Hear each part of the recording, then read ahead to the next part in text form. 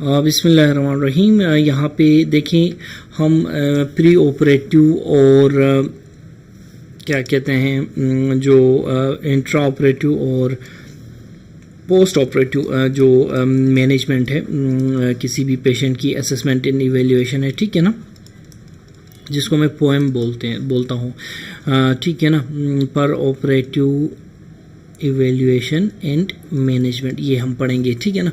देखें ये इसके बारे में मेरे जो यूट्यूब चैनल पे दूसरे डिटेल्ड लेक्चर्स भी मौजूद हैं, लेकिन यहाँ से हम क्या कर रहे हैं, हम इसको फार्को हार्सन की बुक से हम इसको रिपीट कर रहे हैं, ठीक है ना। तो इसमें देखें available time for pre operative optimisation हम पढ़ेंगे, इसी तरह पेशेंट इंफॉर्मेशन एंड कंसेंट के बारे में पढ़ेंगे, इसी तरह गैस्ट्रोइंटेस्टाइनल प्रिपरेशन फॉर सर्जरी के लिए पढ़ेंगे, diabetes mellitus, steroid therapy, thyrotoxicosis, phaeochromocytoma के पेशेंट्स में हम सर्जरी कैसे करेंगे ये पढ़ेंगे, कार्सिनोइड ट्यूमर अगर किसी पेशेंट को है तो उसकी प्रिपरेशन के बारे में आपको बताएंगे, और ब्लड क्लोटिंग और सर्जरी के बारे में बताएंगे, और इंट्रावेनस एक्सेस के बारे में बताएंगे, ठीक है। तो ये सारे टॉपिक्स हम यहाँ पे कवर करेंगे, ठीक है। देखें जो प्री ऑपरेटिव जो मैनेजमेंट है, ठीक है, और पोस्ट ऑपरेटिव केयर है, ये दोनों चीज़ें वाइटली इम्पोर्टेंट हैं, दे आर वाइटली इम्पोर्टेंट। और ये रिस्पॉन्सिबिलिटी किसकी है, ये रिस्पॉन्सिबिलिटी एक सर्जन की है, ठीक है ना, यानी कि प्री ऑप और पोस्ट ऑप ये जो इवेल्युएशन है वाइटली इम्पोर्टेंट है, और रिस्पॉन्सिबिलिटी किसकी है, एक सर्जन की है, ठीक है ना। ठीक है, अब देखें कि जो प्री ऑपरेटिव जो पीरियड है, ये पीरियड है, it should be use for relevant investigations के लिए यूज़ होना चाहिए, and for preparation of the surgery. ये जो प्रिपरेशन है may relate to the surgery itself, for example control of thyrotoxicosis before thyroidectomy, ठीक है, but may also include optimisation of the patient's general condition and management of the coexistent medical pathology, ठीक है ना। अब देखें जो risks हैं patient के, जो रिस्क्स हैं कौन कौन से रिस्क, सर्जरी के रिस्क और जनरल एनेस्थीसिया के रिस्क जो हैं ये इंक्रीज़ हो जाते हैं, ये बढ़ जाते हैं इन द पेशेंट्स, उन पेशेंट्स में जिनको जो जिनमें पुअर परफ्यूजन है एंड ऑक्सीजन डिलीवरी पुअर है टू द वाइटल टिश्यूज़, ठीक है ना। तो बहुत सारे पेशेंट्स ऐसे होते हैं, मैनी ऑफ देम, कि जो इमरजेंसी जिनकी सर्जरी होनी होती है वो इस तरह की सिचुएशन में होते हैं कि जिनको पुअर परफ्यूजन होती है और पुअर ऑक्सीजन डिलीवरी होती है, ठीक है ना। तो ये पुअर परफ्यूजन उनको क्यों हो सकती है, फॉर एग्जांपल उनको कोई अंडरलाइंग पैथोलॉजी हो सकती है, जैसे कि हाइपोवोलीमिया हो सकता है, कार्डियक फेलियर में वो हो सकते हैं, अनीमिया की वजह से हो सकता है, सेप्सिस हो सकता है उनको, इसी तरह फिर क्या हो सकता है, रेस्पिरेटरी फेलियर हो सकता है।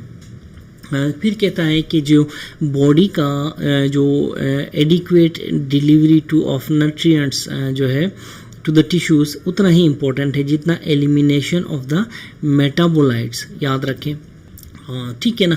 ऐसे में जो हेपेटिक और रीनल डिसफंक्शन है या फिर हेपेटिक और रीनल इम्पेयरमेंट है वो फिर क्या करती है, इन चीज़ों को डिलीवरी ऑफ न्यूट्रिएंट्स और एलिमिनेशन ऑफ मेटाबोलाइट्स, इस तरह की चीज़ों को ये जेपर्डाइज करती है, ख़तरे में डालती है। फिर आगे कहता है कि एनी हेपेटिक और रीनल इम्पेयरमेंट जो है will be compounded by poor oxygen delivery to the liver and poor oxygen delivery to the kidneys, ठीक है। फिर कहता है कि सेप्सिस जो है, sepsis is increased if the gut is under perfuse, ठीक है ना, ठीक है ना। इसीलिए फिर कहता है कि इस चीज़ में इम्प्रूवमेंट, किस चीज़ में improvement in oxygen delivery to the tissues, ये जो है ये मोस्ट इम्पॉर्टेंट रोल प्ले करती है जो है in the ill patients prior to surgery, ठीक है ना। तो यानी कि सर्जरी से पहले आपने करेक्ट करनी है, आपने रिसस्टेटिव गोल आपका क्या होना चाहिए, रिसस्टेटिव गोल आपका होना चाहिए, रिसस्टेटिव गोल कि पेशेंट की oxygen delivery to the tissues को आप ऑप्टिमाइज करें, ठीक है ना। फिर देखें कि कहता है कि सम स्टडीज़ में focused approach to improve oxygen delivery has improved outcome, ये बात है, but trial results have not been consistent, ठीक है ना। इन इलेक्टिव सर्जरी, फिर इलेक्टिव सर्जरी कहता है कि pre operative treatment of concomitant cardiopulmonary cardio respiratory pathology and improvement in nutritional status can also be achieve, ठीक है। तो ये तो था इंट्रोडक्शन, ठीक है ना, इंट्रोडक्शन था प्री ऑपरेटिव मैनेजमेंट के बारे में।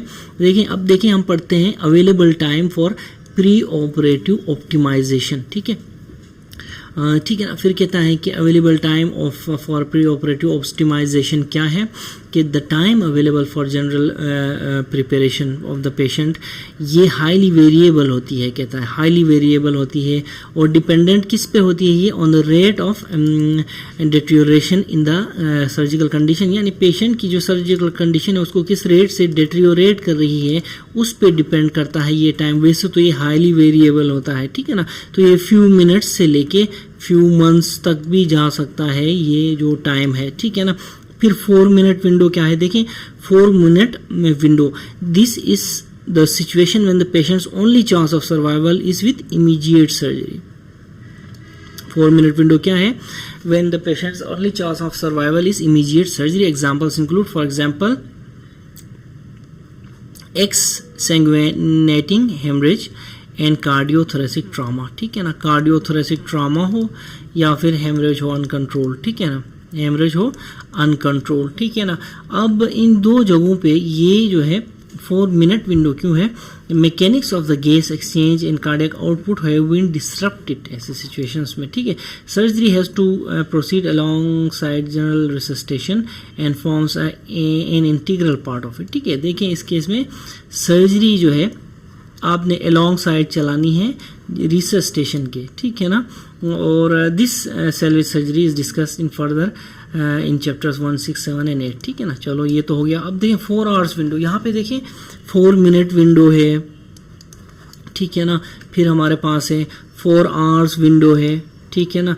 तो देखें 4 आवर्स विंडो में क्या है कि जो ठीक है ना, इसी तरह फिर आगे हमारे पास तीसरी आएगी 4 डेज विंडो, इसी तरह 4 वीक्स विंडो भी आएगी, ठीक है ना, वीक्स विंडो, इसी तरह 4 मंथ्स विंडो, 4 मंथ्स विंडो भी आएगी, ठीक है ना। अब देखिए 4 आवर विंडो में many GIT and surgical emergencies are included in this category, ठीक है। Patients are often fluid and electrolyte depleted and although pre operative resuscitation is important the underlying pathology is advancing, ठीक है ना। तो 4 hour window, ठीक है ना। अच्छा, the timing of the surgery is important and full use must be made of this pre-operative window in the light of hematological and biochemical values, emergency imaging and ECG findings, ठीक है ना। यानी कि ECG findings, emergency imaging और biochemical values और hematological values की light में, ठीक है, की रोशनी में हमें इस 4 आवर विंडो जो है इसका ज़्यादा से ज़्यादा फ़ायदा उठाना चाहिए, कहता है। देखिए fluid and electrolyte replacement, the initial loss जो है, द इनिशियल जो लॉस जो है, लॉस किसका, लॉस फ्लूइड्स का, ठीक है ना। इसी तरह किसका, इलेक्ट्रोलाइट्स का, ठीक है ना। फ्लूइड्स एंड इलेक्ट्रोलाइट लॉस कहाँ से होता है, इंट्रावेस्कुलर कंपार्टमेंट से होता है। Initial loss is from intravascular compartment से होता है, ठीक है, ठीक है ना। तो जब इंट्रावेस्कुलर कंपार्टमेंट से फ्लूइड एंड इलेक्ट्रोलाइट लॉस होता है तो फिर फ्लूइड जो है इंटरस्टिशियल फ्लूइड से फिर फ्लूइड को कहाँ लाया जाता है, इंट्रावेस्कुलर कंपार्टमेंट में लाया जाता है टू मेंटेन द इक्विलिब्रियम, ठीक है ना। याद रखें equilibrium between intracellular and extracellular fluid compartment बनाने की कोशिश की जाती है यहाँ पे, ठीक है ना। एक बार जब लॉस होता है तो इक्विलिब्रियम बनाने की कोशिश की जाती है किस किस में, इंट्रा सेलुलर और एक्स्ट्रा सेलुलर फ्लूइड कंपार्टमेंट्स के बीच में, ठीक है ना। फ्लूइड्स के बारे में कंप्लीट डिटेल हमारे जो यूट्यूब चैनल पे मौजूद है, ठीक है। स्टैंडर्ड 70 kg के आदमी में देखें 70 kg का बंदा है, इसमें टोटल बॉडी वाटर जो होता है वो 40 लीटर्स होता है। 70 kg के आदमी में टोटल बॉडी वाटर 40 लीटर्स यानी कि 60% ऑफ द बॉडी होता है ये, ठीक है ना। अब जो फ्लूइड है और इलेक्ट्रोलाइट लॉस है that has occurred over several days will therefore have depleted all fluid compartments and total deficit may exceed 10 liters. ठीक है ना? ठीक है, फिर क्या कहता है कि जो फ्लूइड जो है फ्लूइड ऐसे में अगर इंट्रासेल्यूलर फ्लूइड आप क्या करें बिल्ड करने की कोशिश करें, ठीक है ना, तो फिर क्या कहते हैं fluid replace in the intravascular compartment must again equilibrate with the other compartment. तो ये इंट्राफ्लूइड आप फ्लूइड दे रहे हैं इंट्रावेस्कुलर कंपार्टमेंट में ये जो है दूसरे फ्लूइड्स एक्स्ट्रा सेलुलर फ्लूइड के साथ ये इक्विलिब्रियम में आना चाहिए, ठीक है ना, इक्विलिब्रियम में आना चाहिए, ठीक है, ये कहता है कि इक्विलिब्रियम में आना चाहिए। इसी तरह टू रैपिड रिप्लेसमेंट, आप टू रैपिड रिप्लेसमेंट दे रहे हैं, एकदम आप इंट्रावेस्कुलर कंपार्टमेंट में फ्लूइड डालते जा रहे हैं, डेफिनेटली आप इंटरस्टिशियल फ्लूइड में तो क्या कहते हैं आप फ्लूइड नहीं डालेंगे, आप डालेंगे इंट्रावेस्कुलर कंपार्टमेंट में। तो ये जो replacement in the intravascular compartment है ये अगर टू रैपिड हो, ठीक है ना, if this is too rapid, ये सिर्फ क्या करेगी इंट्रावेस्कुलर कंपार्टमेंट को पेशेंट को ओवरलोड करेगी, ठीक है ना, इस पेशेंट को ओवरलोड करेगी, ठीक है ना, उससे ओवरलोडिंग से क्या होगी डिटेरियोरेशन आएगी परफ्यूजन और ऑक्सीजन डिलीवरी में, ठीक है ना, इससे क्या होगी ऑक्सीजन डिलीवरी और टिश्यू परफ्यूजन में डिटेरियोरेशन आएगी, कहता है कि ठीक है। सेंट्रल वेनस प्रेशर के बारे में देखें कि सेंट्रल वेनस प्रेशर जो है टिपिकली ये 3 से लेके 8 मिलीमीटर ऑफ मर्करी तक होता है। यूरिन आउटपुट 30 to 50 ml पर आवर होता है, are good guides during dehydration, ठीक है ना, तो ये गुड गाइड्स हैं ड्यूरिंग डिहाइड्रेशन। क्या central venous pressure is a good guide. इसी तरह 30 to 50 ml पर आवर के हिसाब से यूरिन आ रहा है तो it is a good guide for during dehydration unless there is also renal impairment or cardiac failure when more intensive monitoring may be required, ठीक है। तो जब ऐसे सिचुएशन में जब पेशेंट को रीनल फेलियर भी है, कार्डियक फेलियर भी है, रीनल फेलियर भी है, कार्डियक फेलियर भी है, तो फिर इसके ऐसे केसेस में मोर इंटेंसिव जो मॉनिटरिंग आपको चाहिए होती है, ठीक है ना। सोडियम देखें, सोडियम और पोटेशियम की बात करें तो GIT सिक्रीशंस में जो सोडियम है और पोटेशियम है ये कितना होता है, ठीक है ना, हाँ ठीक है ना। तो देखें GIT सिक्रीशंस में हम देखेंगे कि सोडियम कितना होता है और पोटेशियम कितना होता है मिलीमोल्स पर ml के हिसाब से, ठीक है, और फिर ये डेली वॉल्यूम ml के हिसाब से, ठीक है। सिक्रीशंस सलाइवा डेली के डेली 1 लीटर निकलता है, ठीक है ना, 1 लीटर, इसमें 10 millimoles of the sodium 25 millimoles of the potassium होती है, ठीक है ना। इसी तरह गैस्ट्रिक सिक्रीशंस कितनी आती है 1.5 लीटर, ठीक है ना, 60 मिलीमोल्स इसमें सोडियम होता है पर लीटर और जो है 10 मिलीमोल्स इसमें पोटेशियम होता है, ठीक है। इसी तरह बाइल में देखें 500 ml बाइल निकलता है डेली, हाफ लीटर, ठीक है ना, इसमें 140 सोडियम होता है और 5 मिलीमोल्स पोटेशियम होता है। पेंक्रियाटिक सिक्रेशंस भी 500, ये देखें बाइल और पेंक्रियाटिक 500 हैं। Small bowel 3000 colonic minimal secretions होती हैं, ठीक है ना, याद रखें यहाँ पे colonic secretions are minimal secretions, ठीक है। अब देखें कि जो गैस्ट्रोइंटेस्टाइनल सिक्रीशंस हैं इसमें बाइल दोनों 500 हैं, इनमें जो कंपोनेंट ऑफ सोडियम भी सेम है और पोटेशियम भी सेम है। स्मॉल बाउल 3 लीटर्स इसमें सिक्रीशंस होती हैं, 140 इसमें सोडियम पर मिलीमोल्स पर लीटर है और पोटेशियम जो है 5 मिलीमोल्स पर लीटर है, ठीक है। कोलोनिक सिक्रीशंस मिनिमल होती हैं, ठीक है ना, और 60 और 30 के हिसाब से सोडियम और पोटेशियम है विथ रेस्पेक्टिवली, ठीक है। द वैल्यूज लिखा हुआ है कि are only a guide and have also been approximated for simplicity, ठीक है ना। तो ये जो गाइड वैल्यूज़ हैं, ठीक है ना, सिंप्लिसिटी के लिए ये अप्रोक्सीमेट किया गया। फॉर एग्जांपल हो सकता है पोटेशियम 25 नहीं 27 हो तो इसको हमने डायरेक्ट लाके 25 किया हुआ है, इस तरह अप्रोक्सीमेट किया हुआ है, ठीक है। तो ये गैस्ट्रोइंटेस्टाइनल सिक्रीशंस हैं जो कि बॉडी से निकलती हैं। ठीक है ना। तो हमने क्या देखा, हमने देखा कि सोडियम कितना है बॉडी सिक्रेशंस में, जीआईटी सिक्रेशंस में, और पोटेशियम कितना है। देखें कि fluid lost from the Burns से जो फ्लूइड निकलता है, कहता है कि उसमें सिमिलर हाई सोडियम कंटेंट होता है, ठीक है ना। तो नॉर्मल सलाइन जो है is there for the basic fluid replacement for abnormal fluid losses, ठीक है ना। A fall in serum potassium is a late indicator of depletion of total body potassium which is mainly in the intracellular fluid। देखिए potassium, देखिए intracellular cells are bags of potassium, याद रखें, ठीक है। तो ये फॉल इन पोटेशियम जो है ये एक लेट इंडिकेटर ऑफ डिहाइड्रेशन है, लेट इंडिकेटर है किसका, कहता है कि लेट इंडिकेटर ऑफ जो है डिप्लीशन ऑफ टोटल बॉडी जो फ्लूइड, ठीक है। अच्छा, अब देखें कि जो if potassium is known to have been lost it should be replaced even if the serum potassium is not below normal, ठीक है ना। क्या कहता है, पोटेशियम देखें अगर लॉस का जो है वो हुआ है तो फिर भी आप रिप्लेस करेंगे, ठीक है ना। पोटेशियम फॉर एग्जांपल किसी बॉडी की सिक्रीशन में पोटेशियम ज़्यादा है, ठीक है। अगर आप सोच रहे हैं कि वो लॉस हुआ है और जो है और आप देख रहे हैं कि जो पोटेशियम है पेशेंट का नॉर्मल है, लॉस हुआ है आपको पता है, लेकिन पोटेशियम नॉर्मल है लेब्स में, फिर भी आप रिप्लेस करेंगे इसको, ठीक है ना, रिप्लेस करेंगे, ठीक है ना। Solutions of 5% dextrose have no place in the replacement of abnormal losses and can only compensate for reduced oral intake. देखें जो 5% डेक्सट्रोज है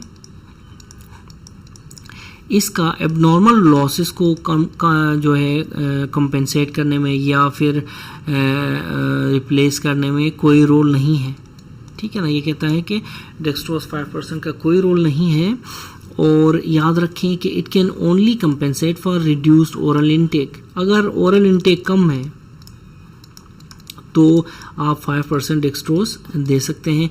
फ्लूइड लॉस के लिए नॉर्मोसलाइन बेस्ट है कहता है, ठीक है ना, नॉर्मोसलाइन इज बेस्ट, ठीक है। अब कार्डियो पर रेस्पिरेटरी इम्पेयरमेंट के बारे में क्या कहता है कि improvements in cardiac output, cardiac perfusion and systolic blood pressure should occur as dehydration and hypovolaemic shocks are treated, ठीक है ना। याद रखें जब भी कोई पेशेंट डिहाइड्रेशन में है, जब भी कोई पेशेंट हाइपोवोलेमिक शॉक में है, आप अगर उसको ट्रीट कर रहे हैं तो कार्डियक आउटपुट में इम्प्रूवमेंट आनी चाहिए, परफ्यूजन में इम्प्रूवमेंट आनी चाहिए, ब्लड प्रेशर में इम्प्रूवमेंट आनी चाहिए। An inefficient cardiac rhythm such as atrial fibrillation can be controlled by intravenous beta blockers या फिर डाइजोक्सिन। देखें अगर रिदम जो है पेशेंट की for example atrial fibrillation type है, इसको आप क्या देंगे, बीटा ब्लॉकर्स से कंट्रोल करेंगे और या फिर डाइजोक्सिन से आप कंट्रोल करेंगे कहता है। कंजेस्टिव कार्डियक फेलियर में be improved with a fast acting diuretic. अब देखें इसमें कंजेस्टिव कार्डियक फेलियर है, कंजेस्टिव कार्डियक फेलियर जो है इसके लिए हम डायूरेटिक या वेजोडाइलेटर देंगे। ब्रोंकोडाइलेटर्स और स्टीरॉइड्स में इम्प्रूव द ब्रोंकोस्पाज्म, ठीक है।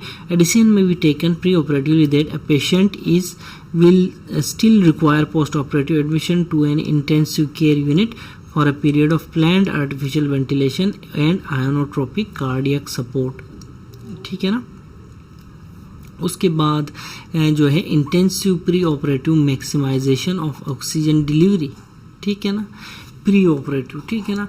This requires intensive care monitoring including measurements of cardiac output, including measurements of arterial oxygen saturation, and oxygen delivery of 600 ml per minute per meter square is sought, ठीक है। fluid replacement increased inspired oxygen concentrations and ionotropes may be needed to achieve this level, ठीक है। 600 ml पर minute पर square करने के लिए आप क्या क्या दे सकते हैं, आप दे सकते हैं फ्लूइड रिप्लेसमेंट दे सकते हैं, आप इंक्रीज्ड इंस्पायर्ड ऑक्सीजन दे सकते हैं और आयोनोट्रोपिक सपोर्ट दे सकते हैं, ठीक है ना। तो ये 3 चीज़ें, ठीक है ना।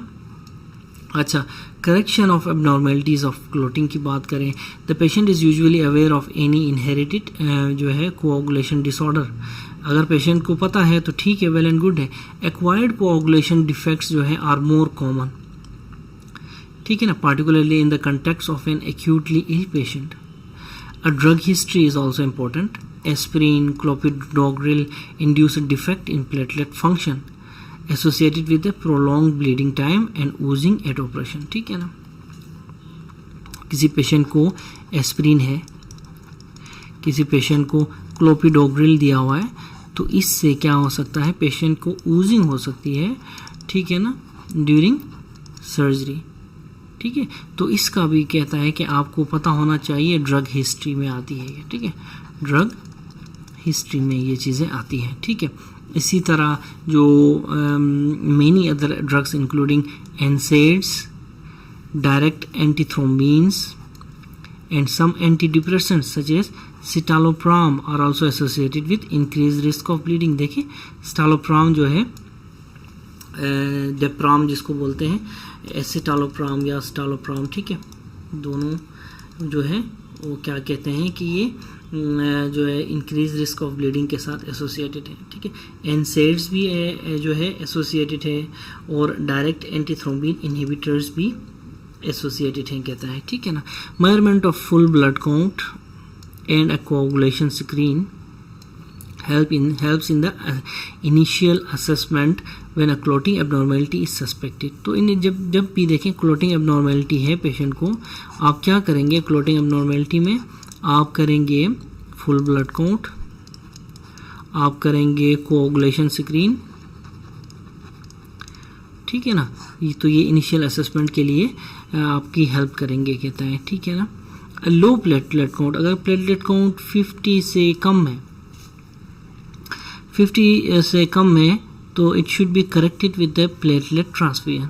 अगर तो प्लेटलेट काउंट लो है तो आप 50,000 समथिंग, ठीक है, यहाँ पे पर लीटर है, ठीक है, तो अगर उसको फिर आप ट्रांसफ्यूजन देंगे। अब प्रोलॉन्ग प्रोथ्रोम्बिन टाइम पीटी और एपीटीटी प्रोलॉन्ग्ड है, ठीक है, due to vitamin K deficiency और liver impairment can be corrected using FFPs। इस केस में फिर आप FFPs देंगे। अगर प्रोलॉन्ग पीटी है, प्रोलॉन्ग एपीटीटी है तो FFPs देंगे, ठीक है ना, FFPs। और वेयर अप्रोप्रिएट PCC भी दे सकते हैं, प्रोथ्रोम्बिन कम्प्लेक्स कंसंट्रेट भी दे सकते हैं, ठीक है ना। तो ये कहते हैं कि प्लेटलेट ट्रांसफ्यूजन हम देंगे। अच्छा, इसी तरह PTT देंगे, PT और एपीटीटी के लिए विटामिन के या फिर फ्रेश फ्रोजन प्लाज्मा देंगे, ठीक है। अच्छा, इसी तरह अप्रोप्रिएट अगर आप समझते हैं तो फिर क्या PCC देंगे। पेशेंट्स ऑन वारफेरिन, ठीक है, should receive vitamin K in addition to FFP, in addition to लिखा हुआ है यहाँ पे, ठीक है ना, vitamin K in addition to FFPs, ठीक है, ऐसे सिचुएशन में, ठीक है। Heparin anticoagulation can be stopped and reversed if necessary with protamine sulphate, although low molecular weight heparin may only be partially reversed, ठीक है ना। तो लो मॉलिक्यूलर वेट हेपेरिन जो है it can be partially reversed with protamine sulphate, ये कहता है, ठीक है। अच्छा, अब नीचे आते हैं एंडोक्राइन एब्नॉर्मलिटीज, डायबिटिक पेशेंट्स, ठीक है ना। Diabetic patients may be extremely unstable in an emergency situation, ठीक है। Commonly they are ketoacidotic but diabetic control will not be fully possible until necrotic tissue or septic focus may have been treated surgically. बहुत important point है। Surgery has to be proceeded alongside management of the patient's ketoacidosis, ठीक है। देखें, diabetic patient अगर ketoacidosis में है, ठीक है ना, देखें कीटोएसिडोसिस में है तो कहता है कि जो सर्जरी है इसको आप प्रोसीड करेंगे अलोंगसाइड मैनेजमेंट ऑफ कीटोएसिडोसिस, लेकिन ये इमरजेंसी केस में, ठीक है, इमरजेंसी सर्जरी के केस में, ठीक है ना। The occasional patient will be hypoglycaemic from a long acting oral agent या फिर और insulin and cessation of oral intake. Any patient on oral steroids requires parental steroid administration, ठीक है। तो जो स्टीरॉइड्स वाला पेशेंट पेरेंटल जो है स्टीरॉइड चाहिए होंगे उसको, ठीक है, फिर हमारे पास आती है 4-day विंडो। 4-day विंडो क्या कहता है? A delay of several days allows more formal preparation. Definitely जितना ज़्यादा टाइम लगेगा उतनी ज़्यादा प्रिपरेशन होगी सर्जरी के लिए। Laparotomy for a non strangulated bowel obstruction surgery for या फिर सर्जरी फॉर ऑब्स्ट्रक्टिव जॉन्डिस और an amputation for irreversible ischaemia of a limb may all fall in this category. ठीक है ना। 4-day विंडो, 4-day विंडो में क्या क्या क्या शामिल है? लेप्रोटमी फॉर क्या? नॉन स्ट्रेंगुलेटेड इंटेस्टाइनल ऑब्स्ट्रक्शन के लिए, इसी तरह ऑब्स्ट्रक्टिव जॉन्डिस के लिए कोई सर्जरी है। ठीक है, इसी तरह जो एम्पुटेशंस है, amputations for irreversible ischaemia, irreversible ischaemia के लिए जो एम्पुटेशंस हैं, ठीक है, वो सारे के सारे इस कैटेगरी में फॉल करते हैं। ठीक है ना।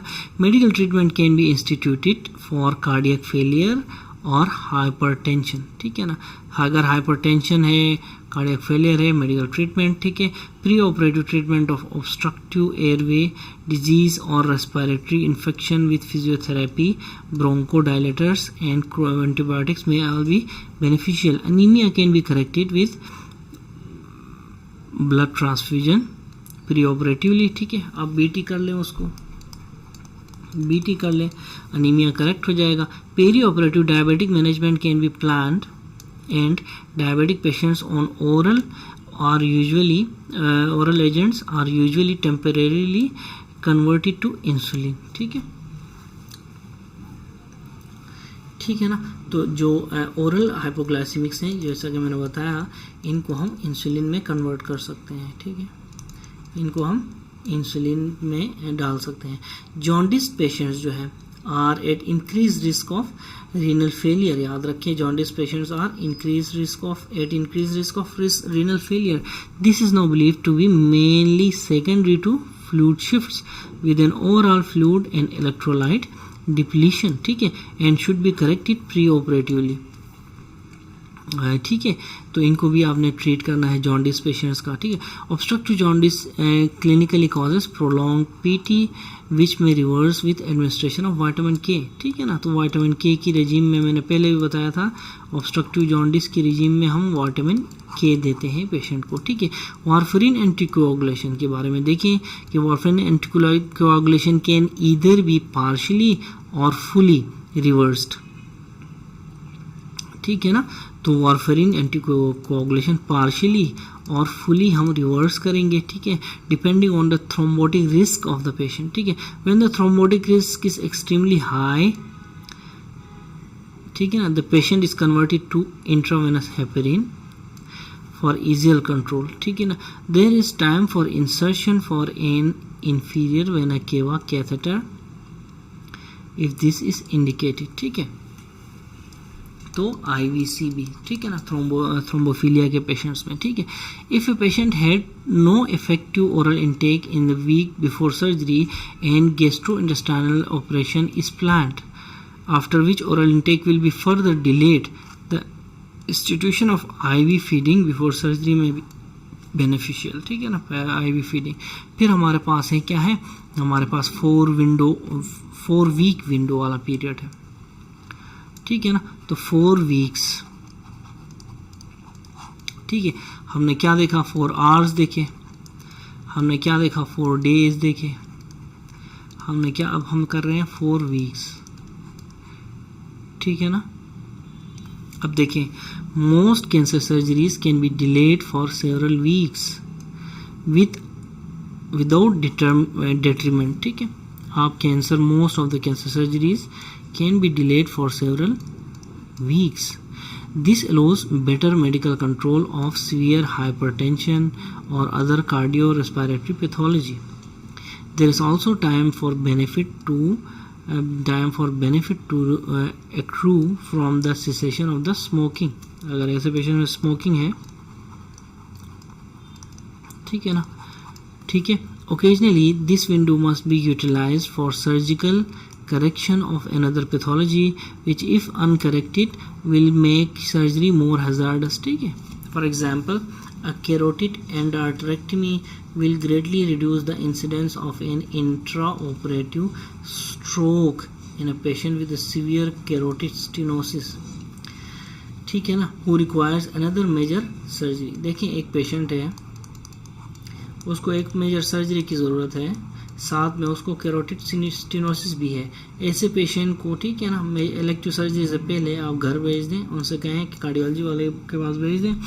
कार्डियक सर्जन क्या करेगा, उसकी कैरोटिड स्टेनोसिस की कैरोटिड एंडार्टेरेक्टमी करेगा. जब कैरोटिड एंडार्टेरेक्टमी करेगा तो इससे क्या होगा, इससे हमें फ़ायदा होगा. ठीक है ना, जो इससे हमें क्या फ़ायदा होगा, इससे हमें फ़ायदा होगा कि ये जो है हमारी जो सर्जरी है वो ज़्यादा हैज़र्डस नहीं होगी. ठीक है. Iron deficiency anaemia can be corrected reducing the need to perioperative blood transfusion. Contraceptive pill or aspirin therapy can be stopped with normalization of the risk of thromboembolism or operative bleeding. There is also time to plan management of patients on anticoagulants and those who have a greatly increased thrombotic risk. ठीक है. तो ये 4 week window. अब 4 months window देखें. 4 months window में क्या है, truly elective surgery जो है should be postponed if the risk of surgery is significant and can be reduced with passage of the time, or when some medical or surgical prior intervention will reduce the overall risks. ठीक है. during the 6 months after a myocardial infarction, the risk of further infarction in the perioperative period is increased by 30%. ठीक है ना. Within 6 months में एक MI हुआ है patient को, उसको आप सर्जरी कर रहे हैं, पेरी अरेस्ट जो है 30% ये चांसेस होते हैं. A delay of at least 6 months should be observed if the underlying condition will not deteriorate surgically significantly during this period. ठीक है. अगर इस केस में जो सर्जिकल कंडीशन है वो अगर उसको इशू नहीं कर रही है तो 6 महीने तक आप डिले कर सकते हैं. ठीक है ना. द रिस्क ऑफ, ये देखें, ये स्टेटमेंट पढ़ लें, ये आपके बहुत काम आएगा. ठीक है. The risk of a further stroke after a cerebral vascular accident is also increased. जिस तरह MI का इशू है, इसी तरह जो CVA का रिस्क भी बढ़ जाता है आफ्टर सर्जरी. ठीक है ना. ठीक है ना. And similar delay is recommended. इसमें भी सिमिलर डिले करेंगे आप 6 मंथ्स का. ठीक है ना, डिले करेंगे. ठीक है ना. अच्छा, grossly overweight patients can sometimes manage a significant weight reduction but more often they are unsuccessful. Obesity की बात हो रही है. ठीक है ना, obesity वाले पेशेंट की बात हो रही है. It may be appropriate to delay surgery until after carotid endarterectomy, a cardiac vascular replacement, an aortic aneurysm repair or coronary bypass graft or angioplasty जो है हो जाए उसकी. If it is felt that this will reduce the overall mortality और morbidity. तो ये operations हैं जिसमें अगर हम फील करते हैं कि अगर ये ऑपरेशन हुए और फिर उसके बाद ये सर्जरी कराए तो पेशेंट के लिए बेटर होगा, तो यू कैन डिले सर्जरी. ठीक है. Patient information and consent. देखिए, the regular guidance on informed consent given by the General Medical Council and various defense organizations is extremely helpful, especially as misconceptions persist. ठीक है. The surgeon may discuss with the patient alternative management strategies and the benefits of the benefits of the procedure and complications of the procedure. ठीक है. The balance is difficult and in an attempt to correct the previous paternalistic approach, surgeons have left some patients feeling vulnerable and ill-equipped to make the choices now expected of them. ठीक है. All patients must however understand the aims, limitations, risks. ठीक है ना. ठीक है ना, ये सारी चीज़ों को पेशेंट को पता होना चाहिए. ठीक है. ट्रस्ट रिमेन्स इम्पोर्टेंट डॉक्टर्स के ऊपर, because when a complication arises it is easy for the patient to believe a mistake was made or that the surgeon did not try the best. ठीक है ना. तो ये चीज़ें नहीं आनी चाहिए बीच में. ठीक है. Surgery that alters body image, amputation, mastectomy, stoma formation can be particularly distressing pre operative counselling patient की ऐसे में होना चाहिए by a specialist nurse, patient information leaflets and a visit from a former patient who underwent similar surgery may all helpful.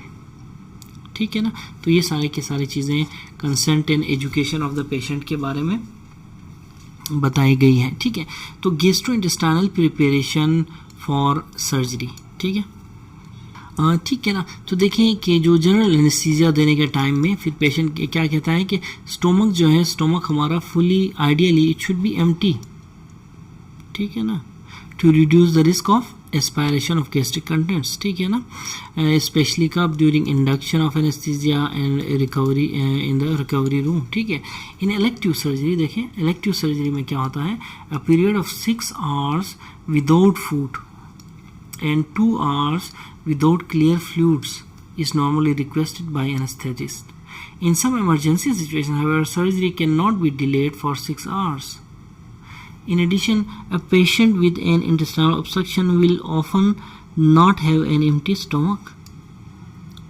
ठीक है ना, देखिए अब इंटेस्टाइनल ऑब्स्ट्रक्शन उसको हुई पड़ी है, उसकी एम्प्टी स्टमक कैसे होगी। ठीक है ना, इवन इफ फास्टेड, फास्टिंग करे भी इंटेस्टाइनल ऑब्स्ट्रक्शन के पेशेंट को जो है वो एम्प्टी स्टमक तो नहीं हो सकता। ठीक है ना, या फिर नेजोगैस्ट्रिक ट्यूब भी प्लेस कर भी लें तो उसको एम्प्टी स्टमक नहीं हो सकता। A patient who suffers limb trauma following a meal develops gastric stasis. ठीक है ना, एंड स्टमक में remain full for many hours. In all of this situations the anaesthetist has to proceed. ऐसे cases में anaesthetist को चुपके से आगे बढ़ना चाहिए। ठीक है, ठीक है ना, आगे बढ़ना चाहिए और इंक्रीज्ड जो है risk of full stomach.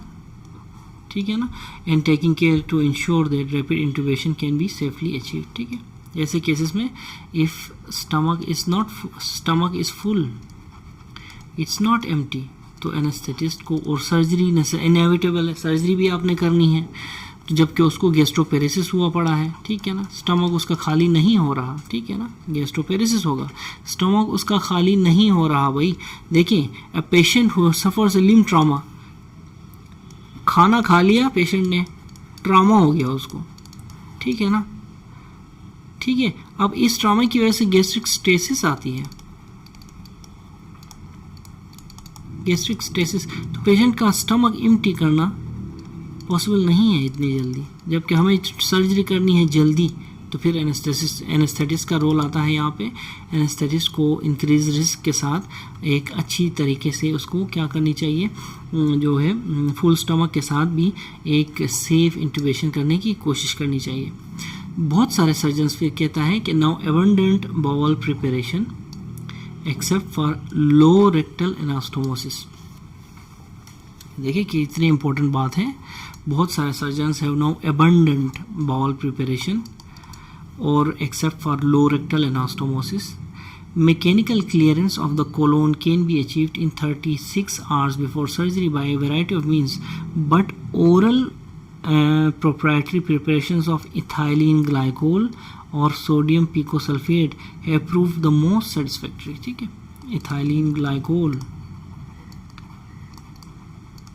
Sodium picosulfate. ठीक है ना, ये कहता है कि ये जो ओरल प्रिपरेशंस हैं, ये जो है मैकेनिकल क्लियरेंस ऑफ कोलोन के लिए। ठीक है ना,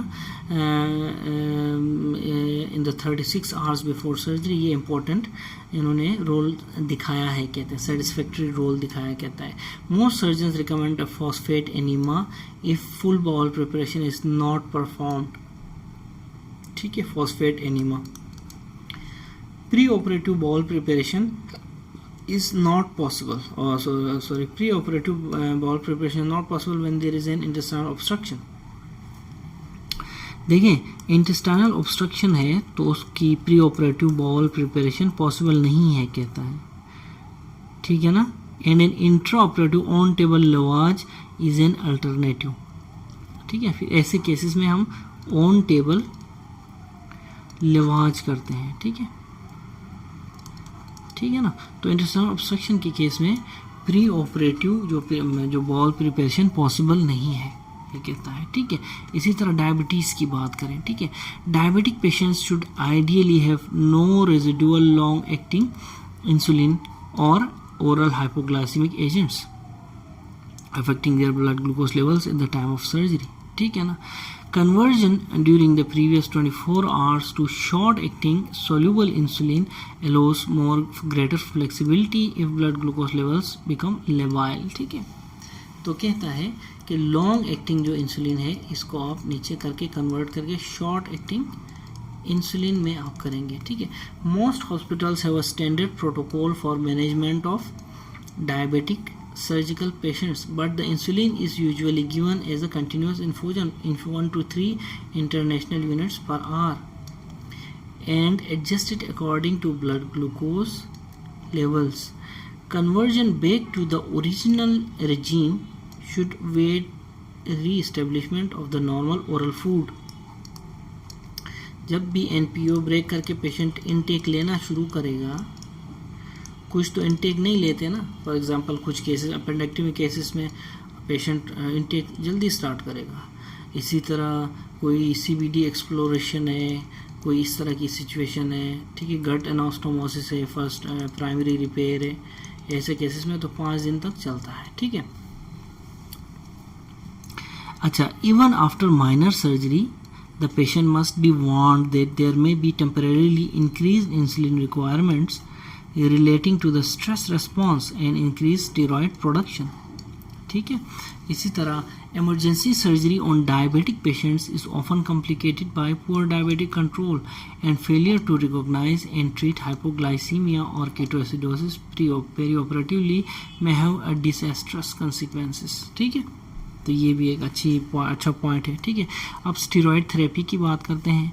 steroid therapy pre operatively a patient may be unable to continue with their oral steroid regime because of the restriction of the oral intake, ठीक है, और poor absorption and alternative parenteral steroid must be substituted. Patients on long-term steroids, whether as replacement therapy or at therapeutic dosage, have suppressed adrenal glands. इनकी adrenal gland की suppression होती है, ठीक है ना, adrenal gland suppress होता है, unable to mount the normal steroid response to stress।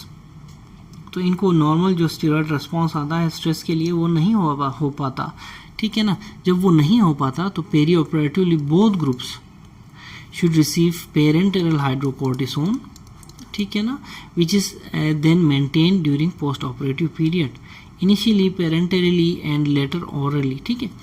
शुरू में पेरेंटेरल देंगे, लेटर फिर ओरल में ओरल प्रेडनिसोलोन हाइड्रो देंगे, ठीक है।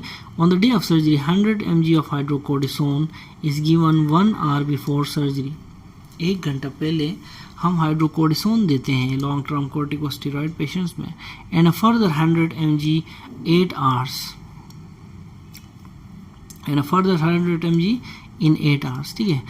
The dose is reduced as stress from the surgery diminishes until finally pre-operative dose is achieved, ठीक है ना। तो ये important बात है। Even after relative minor surgery, increased levels are required for several days and after major procedures often for over 2 weeks. 2 weeks तक हमें increased levels of corticosteroids चाहिए होते हैं, ठीक है। To rapid a reduction in unphysiological to rapid reduction, अगर एकदम आप कम करेंगे ये अनफिजियोलॉजिकल होगी and leaves the patient at best tired and depressed and at worst with a full blown hypotensive Addisonian crisis. कहता है कि अगर आप टू रैपिड आप रिड्यूस करें डोज हाइड्रोकोर्टिसोन की, तो पेशेंट के साथ क्या होता है, पेशेंट टायर्डनेस फील कर सकता है, पेशेंट डिप्रेस्ड हो सकता है, ठीक है ना। फिर ये तो कोई बड़ी बात नहीं है, कहता है पेशेंट को ना फुल ब्लोन हाइपोटेंसिव एडिसोनियन क्राइसिस हो सकता है, कहता है। तो कहता है कि दिस इज वर्स्ट, ठीक है। अच्छा, उसके बाद देखें थायरोटॉक्सिकोसिस का पेशेंट है आपके पास, या फ्रियोकोमोसाइटोमा का पेशेंट है, कार्सिनाइड सिंड्रोम का पेशेंट है, ठीक है ना, हाई लेवल्स हों सर्कुलेटिंग थायरोक्सिन के, एड्रेनलिन के, नॉरएपिनेफ्रिन के, सेरोटोनिन के, तो ये सारे can result in a patient developing extremely cardiovascular instability during anaesthesia, ठीक है ना, कार्डियोवास्कुलर इंस्टेबिलिटी आएगी ऐसे पेशेंट्स में अगर high levels of thyroxine, adrenaline, non adrenaline, serotonin, ठीक है, ये सारे होते। The situation is compounded in surgery to remove a hormone secreting tumour or overactive gland when surgical manipulation can cause sudden bolus release। देखें for example thyroid के case में अगर आप थायराइड की सर्जिकल मैनिपुलेशन करेंगे तो बोलस रिलीज ऑफ क्या होगी, ये थायरोक्सिन होगी, ठीक है। थायरोक्सिन जब बोलस रिलीज होगी तो जो सिचुएशन जो है वर्स हो सकती है, ठीक है ना। अच्छा, however diagnosis in these patients is usually already established and the effects of abnormal secretions can be blocked by pharmacological drugs, ठीक है ना, ड्रग्स लिख दो सिंपली यार। The greatest surgical risk in patients in whom diagnosis has not been made preoperatively and who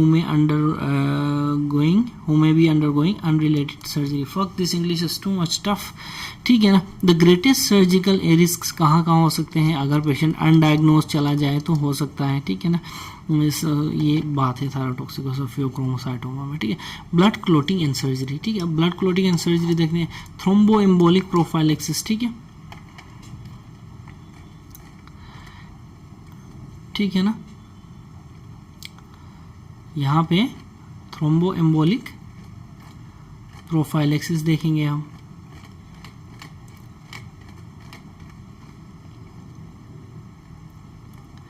ठीक है ना। DVT, ठीक है ना, डीवीटी एंड पल्मोनरी एम्बोलिज्म, ये दो चीज़ें जो है following otherwise successful surgery remain significant cause of post operative mortality, कि वैसे पोस्ट ऑपरेटिव मोर्टेलिटी आ सकती है and morbidity. Stasis, hyper coagulability state and intimal damage are all implicated in pathophysiology. Incidence can be reduced by assessment of the risk in patients and the institution of physical and pharmacological preventive measures appropriate to the risk, ठीक है। A scoring system in which various risks factors carry different weighting can divide patients into low, moderate and high risk groups, ठीक है।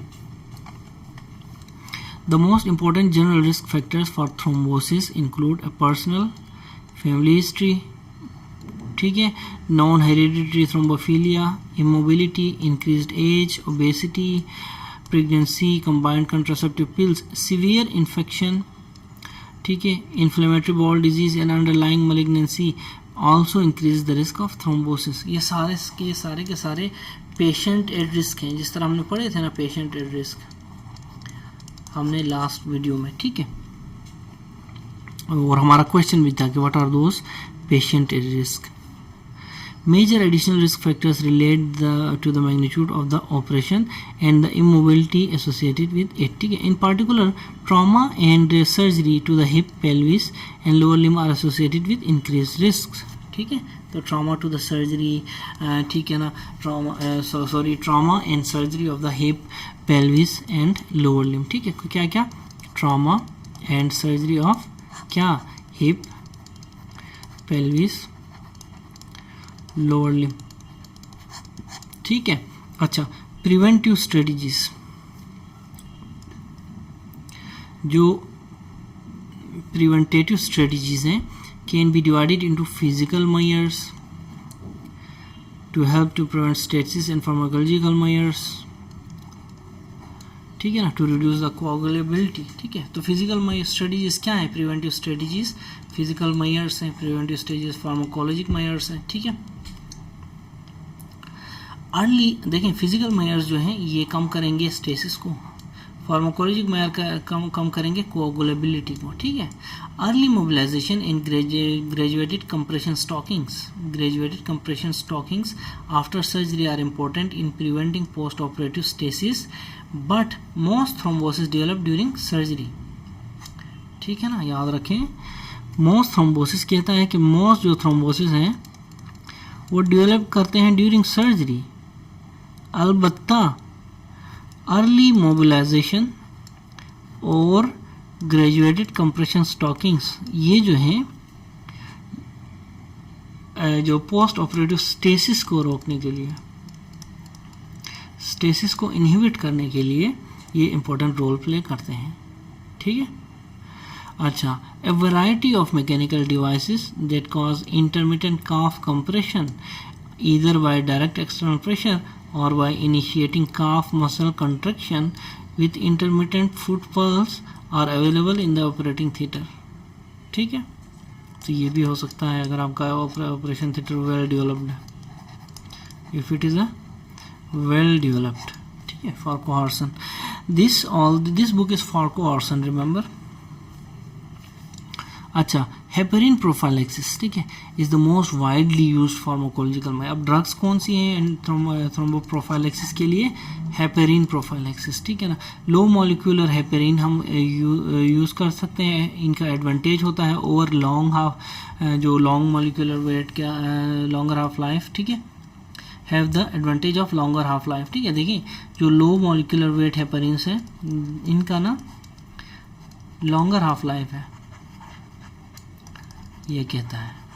अब longer half life है तो ऐसे cases में आप देंगे तो ये एडवांटेजियस है थ्रोम्बोप्रोफाइलेक्टिक ड्रग। ठीक है, सिंगल डोज डेली इसमें लगेगी इनकी। ठीक है, the regime is normally started before surgery but for certain procedures including epidural anaesthesia it may be preserved until after completion of the surgery if there is concern that it may increase the hemorrhagic complications।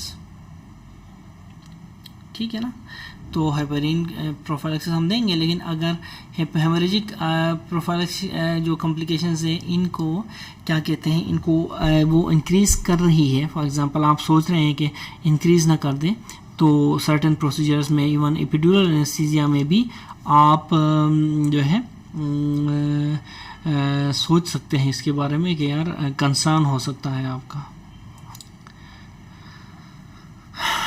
Early mobilisation and graduated compression stockings are all that is recommended in low risk patients. Low risk patients में early mobilisation और graduated compression stockings. ठीक है, ठीक है ना, ये सारी चीज़ें। ठीक है, अब नेक्स्ट है देखिए कि जो है यहाँ पे कहता है कि आईवीसी फिल्टर यूज़ कर सकते हैं। High risk additional measures such as IVC filter and extended warfarin prophylaxis should be considered. ठीक है, तो ये एडिशनल फीचर्स में है, ये एडिशनल फीचर्स में है। ठीक है ना, इसी तरह जो हाई रिस्क पेशेंट्स हैं, हाई रिस्क पेशेंट्स में 2 strategies can be used in combination. ठीक है, सही है। फिर abnormal clotting associated with another disease. ठीक है, प्लेटलेट जो प्रोडक्शन है में be depressed in any patient with a hematological malignancy or in any patient with marrow depression from a cytotoxic drug। ठीक है ना, और अल्कोहल की वजह से। ठीक है, malignant marrow replacement can also suppress platelet function। A platelet count is important preoperatively in many patients in whom depressed count is likely। A normal count does not always reflect normal function। Normal count does not always reflects normal function. ठीक है ना, ये आपको पता होना चाहिए। कभी कभी कुछ पेशेंट्स में काउंट नॉर्मल भी हो तो फंक्शन जो है ख़राब होता है। ठीक है ना, इसी तरह प्लेटलेट डिस्ट्रक्शन। ठीक है, in idiopathic thrombocytopenia IDT, idiopathic thrombocytopenia is the most common scenario in which surgeon has to operate on a patient with a low platelet count, as a splenectomy may be required when other treatment modalities have failed। platelet infusion जो है may be required to cover the period of surgery, but it must be recommended that half-life of the platelets in this condition is very short। Platelets for transfusion are prepared from several donors and have a shelf life of 5 days। They must be ABO compatible also। ठीक है, तो ये platelet destruction के case में ये इसका scenario है। ठीक है, इसी तरह obstructive jaundice results in prolonged clotting from poor production of clotting factors secondary to vitamin K deficiency. It is reversed by administration of vitamin K a few days preoperatively. ठीक है. liver failure की बात करें, liver failure also results in prolonged clotting from poor production of the clotting factors. देखें liver जो है clotting factors बनाता है. ठीक है. Surgery will be very high risk and clotting abnormalities have to be treated with FFPs and cryoprecipitate. ठीक है. ऐसे केसेस में हम FFPs देंगे, cryoprecipitate देंगे. Inherited defects of clotting such as hemophilia, factor 8 deficiency, factor 2 deficiency and von Willebrand disease may affect 5% of the population. ठीक है ना, inherited defects. ठीक है. अच्छा, communication in advance with the haematologist. ऐसे केसेस में आपने कम्युनिकेट करना है हेमाटोलॉजिस्ट के साथ. Is the key for the safe surgery. Very nice. The presence of inhibitors in the patient serum requires more complex replacement of clotting factors with vigilant specialist monitoring. ठीक है. अच्छा, management of patients anticoagulation. एक ऐसा patient आपके पास आया है जो anticoagulation therapy के साथ है, तो इसकी कैसे मैनेजमेंट करेंगे? Management of anticoagulation during perioperative period is dependent on indications of therapeutic anticoagulation. ठीक है ना. द थ्रोम्बोटिक रिस्क जो है, ठीक है ना. तो एंटीकोगुलेशन थेरेपी वाले पेशेंट्स देखें, इसमें के मैनेजमेंट जो है ना, मैनेजमेंट ऑफ एंटीकोगुलेशन, ठीक है ना, during the pre operative period. ठीक है ना. ऐसे केस की मैनेजमेंट जो है वो किन किन चीज़ों पे डिपेंडेंट है? Indications of therapeutic anticoagulation, indications of therapeutic anticoagulation एक पॉइंट. दूसरा पॉइंट है इसमें थ्रोम्बोटिक रिस्क और तीसरा पॉइंट है हेमोरेजिक रिस्क. ठीक है. थ्रोम्बोटिक रिस्क और हेमोरेजिक रिस्क पे क्या होता है, डिपेंड करता है. ठीक है ना. जो है, ठीक है ना, surgery on a fully anticoagulate patient is likely to be complicated by bleeding. ठीक है ना. देखें, अगर किसी भी पेशेंट को एंटीकोगुलेशन थेरेपी ठीक है चल रही है तो वो कॉम्प्लिकेट हो सकता है ब्लीडिंग के साथ. And anticoagulation should be reverse, तो इसको रिवर्स करना चाहिए बिफोर ऑल इलेक्टिव सर्जरीज. ठीक है ना. बिफोर ऑल इलेक्टिव सर्जरीज को आप रिवर्स करेंगे. ठीक है. ठीक है ना. तो देखें कि जो for the majority of the patient देखें anticoagulation should be reverse before all elective surgery, ये तो हमने पढ़ा ना. For majority of the patients warfarin, जो which patients are on warfarin, अगर पेशेंट वारफरीन पे हों, this can be safely stop 3 days to 4 days pre operatively. देखिए कुछ जगहों में हमने 5 पढ़ा था, तो यहाँ पे 3 to 4 days है. ठीक है ना, preoperatively. And the clotting should be return to near normal by the time of the operation. The INR जो है, INR is checked immediately preoperatively. Operation से पहले आपने चेक करना है. और it should be less than 1.8 for minor surgeries और 1.4 for जो है, और जो इसका जो 1.4 है ना, ये एक सेफर टारगेट है INR का. देखिए ये क्या कहता है, INR 8 जो है 1.8 होना चाहिए फॉर माइनर सर्जरीज, एंड 1.4 जो है वो एक सेफ टारगेट है कहता है. ठीक है ना. 1.4 से warfarin can be restarted once the risk of post operative bleeding has passed. ये देखें, ये बहुत इंपॉर्टेंट है.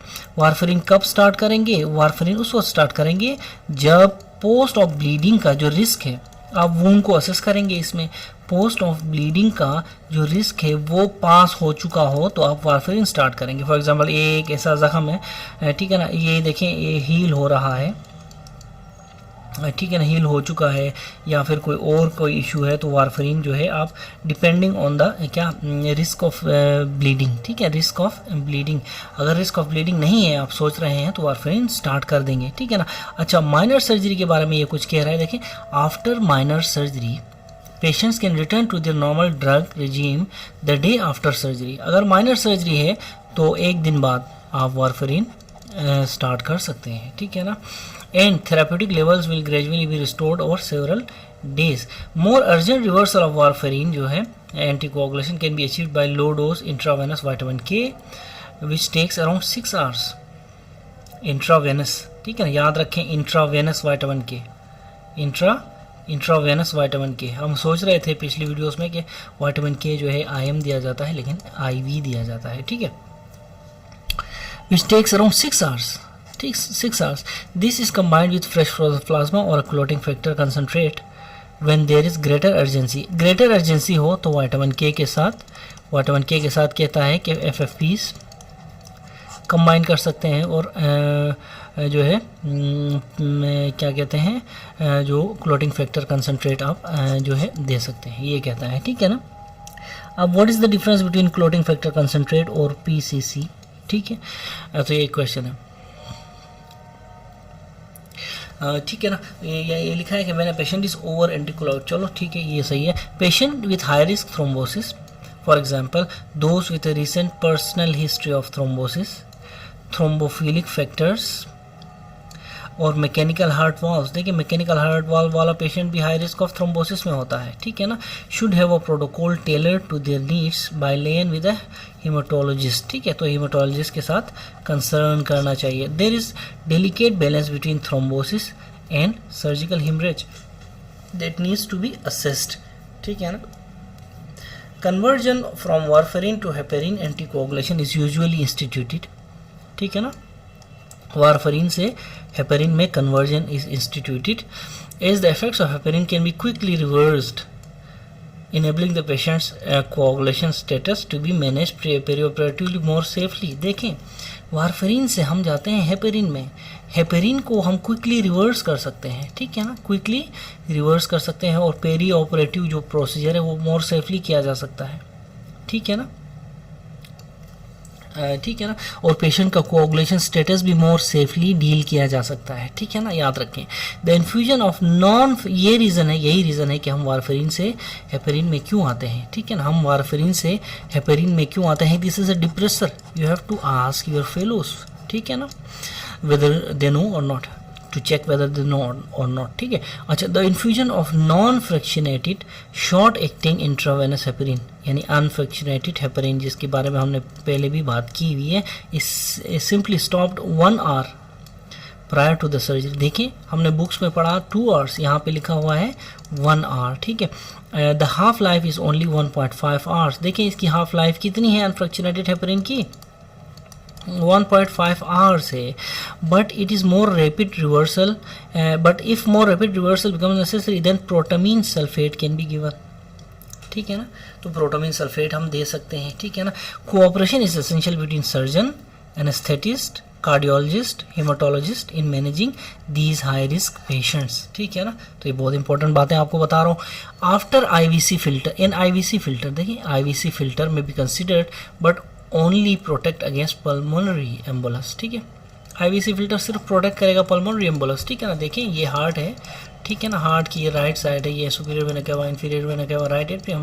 आईवीसी फिल्टर आप यहाँ पे पुट करते हैं, यहाँ से राइट एट्रियम, फिर राइट वेंट्रिकल में आके फिर पल्मोनरी आर्टरीज के जरिए कहाँ जाता है, लंग्स में। इसीलिए ये कहते हैं कि ये सिर्फ और सिर्फ क्या करता है, ये सिर्फ और सिर्फ प्रोटेक्ट करता है अगेंस्ट पल्मोनरी एम्बोलस, ठीक है।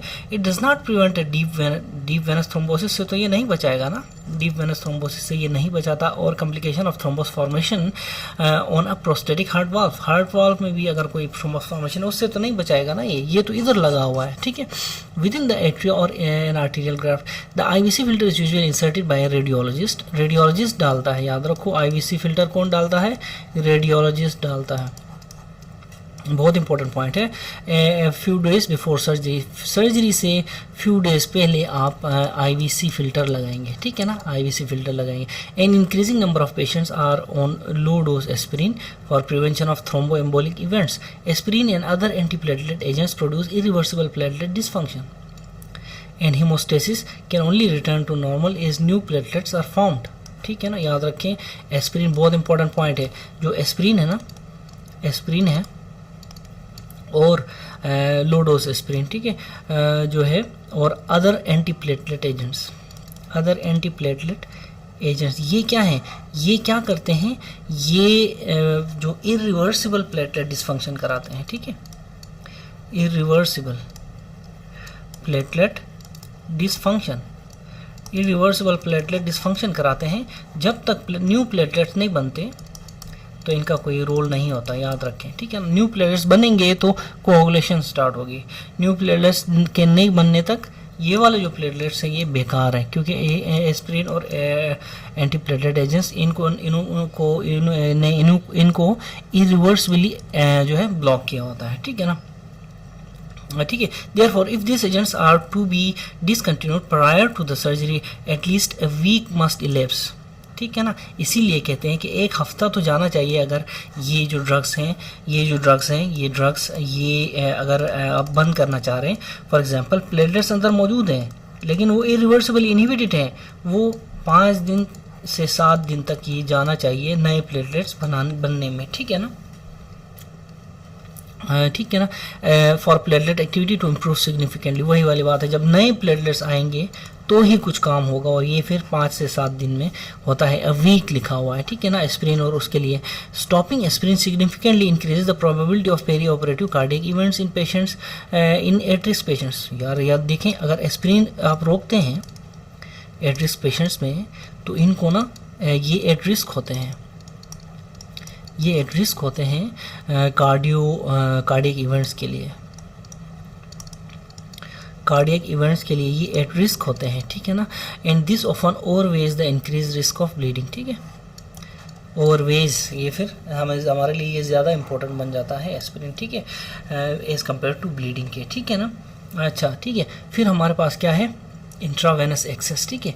Peripheral vein access is adequate for the administration of fluids, blood, drugs, ठीक है। The hypotonic solutions of parenteral nutrition are irritant to endothelium of any narrow calibre vein. देखिए, जब parenteral तो TPN देते हैं, हमने क्या कहा यहाँ पे कि वेन्स जो हैं they are good for fluids, they are good for drugs, they are good for what, blood, but जो पेरेंटरल न्यूट्रिशन है वो वेन को ख़राब करती है, वेन की एंडोथेलियम के लिए ठीक नहीं होती, ठीक है, या फिर नैरो कैलिबर वेन्स के लिए ये ठीक नहीं होती, छोटी वेन्स के लिए, ठीक है ना, ठीक है ना, काजिंग अर्ली फ्लेबाइटिस। तो ये क्या करा सकती है, ये फ्लेबाइटिस करा सकती है, फ्लेबाइटिस करा सकती है, और क्या करा सकती है, वेन ओक्लूजन करा सकती है, ठीक है ना, विद एडहेरेंट थ्रोम्बोसिस, ठीक है, फिर थ्रोम्बोसिस भी करा, वेन ओक्लूजन विद थ्रोम्बोसिस भी करा सकती है, ठीक है ना। तो ये आपने याद रखना। तो सेंट्रल वेनस एक्सेस जो है is there for usually established, ठीक है ना, इसीलिए TPN के लिए हम सेंट्रल वेनस एक्सेस इस्टेब्लिश करते हैं। व्हेन हाइपोटोनिक इरिटेंट फ्लूइड्स और drugs have to be administered intravenously, ठीक है ना। तो ऐसे केसेस में वही वाली बात है जो मैंने पहले कही। It is also required for the measurement of central venous pressure. इसके ज़रिए देखिए सेंट्रल वेनस एक्सेस से सेंट्रल वेनस प्रेशर भी मेजर करते हैं, ठीक है ना। Although long catheters can be threaded centrally from peripheral veins, direct cannulation of the subclavian vein और इंटरवर्नल जुगुलर वेन। देखें, ये कहता है कि हालांकि अब देखें यहाँ पे हाथ में कोई पेरिफेरल वेन के ज़रिए भी हम जाके लॉन्ग कैथेटर्स डाल सकते हैं सेंट्रली, लॉन्ग कैथेटर हम डाल सकते हैं सेंट्रली, यानी जाएंगे हम बाजू की ज़रिए, लेकिन जाएंगे हम कहाँ, हार्ट के अंदर, वो भी हो सकता है। लेकिन कहता है कि डायरेक्ट जो सबक्लेवियन वेन को और डायरेक्ट इंटरनल जुगुलर वेन को पकड़ना प्रेफरेबल है, कहा कहता है, ठीक है। तो ये इंट्रावेनस एक्सेस, ठीक है। Percutaneous peripheral vein cannulation, the veins on the dorsum of the hand, forearm are the most suitable, ठीक है। The needle with the overlying plastic cannula is introduced into the vein, the needle withdrawn and the plastic cannula advanced up to the lumen of the vein and strapped in place, ठीक है। Cannula लगाने की वो बता रहे हैं कि a cannula that crosses a joint may occlude when the joint is flexed, ये बहुत इंपॉर्टेंट है। In addition movement results in increase trauma to the endothelium, जब मूवमेंट होती है ना तो एंडोथेलियम को ट्रामा होती है। देखिए ये कैनुला है, हमारा जो कैनुला है वो अगर जॉइंट वाले स्पेस में जाएगा तो वहाँ पे जो है मूवमेंट होगी, जॉइंट फ्लेक्शन होगी तो वो ओक्लूड हो सकता है, ठीक है ना, ओक्लूड हो सकता है। इसके अलावा एंडोथेलियम, वेन की एंडोथेलियम की इंजरी भी हो सकती है। The prominent superficial veins in the antecubital fossa although ideal for emergency access are therefore less suitable for long term cannulation. इसीलिए फ्लेक्शन की वजह से इस तरह की जो एंटीक्यूबिटल फोसा में है, इमरजेंसी एक्सेस के लिए तो ठीक है लेकिन लॉन्ग टर्म के लिए ये ठीक नहीं है। इसीलिए देखें, अगर आपके किसी एचओ ने इमरजेंसी में जो आपका कैनुला, आईवी कैनुला लगाया है कहाँ पे, किसी भी जॉइंट पे, एंटीक्यूबिटल फोसा पे, तो हाँ इमरजेंसी एक्सेस के लिए तो आप कहेंगे कि वो ठीक है, लेकिन लॉन्ग टर्म के लिए वो ठीक नहीं है क्योंकि मूवमेंट होती है जॉइंट पे, ठीक है ना। The use of leg veins should be avoided as cannulation will restrict mobility and may increase the risk of DVT। देखें, लेग वेन्स को आपने अवॉइड करना है, DVT के चांसेस ज़्यादा होते हैं लेग वेन को अवॉइड, लेग वेन के उसमें, ठीक है ना। और इसी तरह दूसरा लिमिट करती है, रिस्ट्रिक्ट करती है मोबिलिटी भी, ठीक है। इसलिए आप लेग वेन्स को प्रेफर नहीं करेंगे, ठीक है। तो लेग वेन्स को क्यों प्रेफर नहीं करेंगे, DVT हो सकता है और रिस्ट्रिक्ट होगी मूवमेंट, ठीक है। The life span of peripheral cannula access is extremely variable, यानी कैनुला जो लगाते हैं उसकी life span extreme. Once any phlebitis और fluid extravasation develops, occlusion is inevitable and cannula should be replaced. वाह क्या बात है। देखें कहता है कि अगर वहाँ पे किसी आपकी किसी नर्स ने कैनुला लगाया है, अगर तो फ्लेबाइटिस हुआ है, अगर तो फ्लूइड बाहर निकल रहा है तो वो कैनुला निकाल देना चाहिए, ठीक है। और उसको फिर किसी और वेन में लगा दें, ठीक है। To wait the inevitable occlusion risks a severe जो local reaction and occlusion of adjacent segments of the vein which will not then be available for later accumulation, ठीक है ना। in addition there is significant risk of septicemia, sepsis भी हो सकता है cannula के through. the life span of cannula will be greater if it is inserted using an antiseptic technique and if the endothelium irritation from the hypertonic solution is minimized, ठीक है। तो life span बढ़ती है, ठीक है ना। Life span कैसे बढ़ेगी, एक एंटीसेप्टिक टेक्निक से, अच्छी लोकेशन पे लगाने से, और इसी तरह क्या है, अगर फ्लूइड कोई है वो हाइपरटोनिक सॉल्यूशन ने वेन को कि उसको वो नहीं किया हो, ठीक है ना, को एंडोथेलियम को इरिटेट नहीं किया हो तो उसकी लाइफ स्पान ज़्यादा होती है, ठीक है। Mechanical trauma from movement can be reduced if the vicinity of joint is avoided, इसलिए जॉइंट पे ना करें, जॉइंट पे नहीं करेंगे तो लाइफ स्पान बढ़ जाएगा। In small cannula in a large when causes less, देखें जितनी वेन लार्ज होगी कैनुला छोटा होगा तो इतना ही लाइफ स्पान भी ज़्यादा होगा क्योंकि लेस इरिटेशन होती है, ठीक है, और ईजी फ्लो होता है, ये सारी चीज़ें, ठीक है। causes less endothelial trauma. However, a small cannula in inappropriate patients who may require rapid replacement of fluid, ठीक है। तो फिर इसी तरह कहता है कि रैपिड अगर आप फ्लूइड देना चाहते हैं तो फिर बड़ी सी वेन में आप बड़ा कैनुला लगाएंगे, यानी ये नहीं कि छोटा सा लगा के छोड़ दें, ठीक है ना। तो ये भी एक पॉइंट है, ठीक है। Peripheral when cut down, this technique can produce rapid large diameter secure intravenous access. It may be appropriate in shocked patients in whom peripheral veins are collapsed, ठीक है ना। तो कट डाउन कब करेंगे, कट डाउन शॉक वाले patients को जिसमें veins जो होती हैं पेरिफेरल वेन्स कोलैप्स होती हैं, ठीक है ना। And difficult to enter and central skills are unavailable or have failed, ठीक है ना, ठीक है ना। एंड सेंट्रल कैथेटराइजेशन स्किल्स, देखें ऐसी सिचुएशन में अगर सेंट्रल कैथेटराइजेशन अवेलेबल नहीं है या कोई आपका पीजीआर नहीं कर सकता तो भी आप वेनस कट डाउन कर सकते हैं। Peripheral venous cut down also provide secure intravenous access to several days which can be difficult to achieve specially in small child if appropriate plastic cannula और intravenous infusion needles are unavailable, ठीक है ना,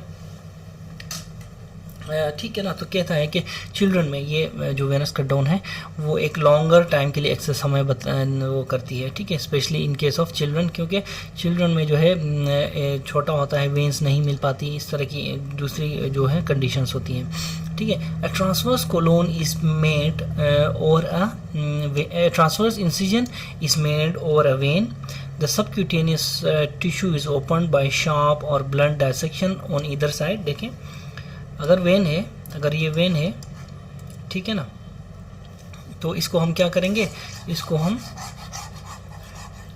delete करेंगे, ठीक है ना।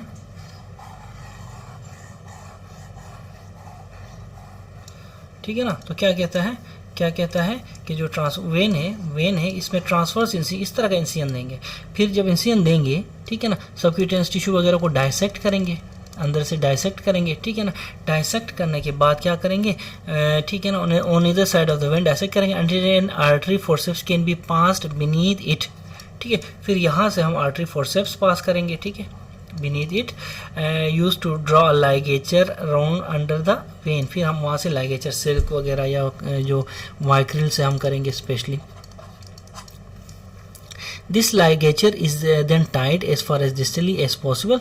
Distally हम इसको टाई करेंगे इस तरफ, फॉर एग्जाम्पल ये हाथ है, इसको टाई करेंगे और यहाँ से उस तरफ हम छोड़ देंगे, ठीक है। The second ligature pass beneath the vein more proximally, ठीक है। This ligature is then tied as far distally as possible and second ligature is passed beneath the vein more proximally. The second ligature is left untied until the cannula is placed. फिर हम cannula डाल के, ठीक है ना, फिर second ligature उसके ऊपर से बांध देंगे, ठीक है ना। A small incision is made between ligatures, ठीक है ना। The plastic or metal cannula inserted and the second ligature tied, ठीक है। बहुत आसान है।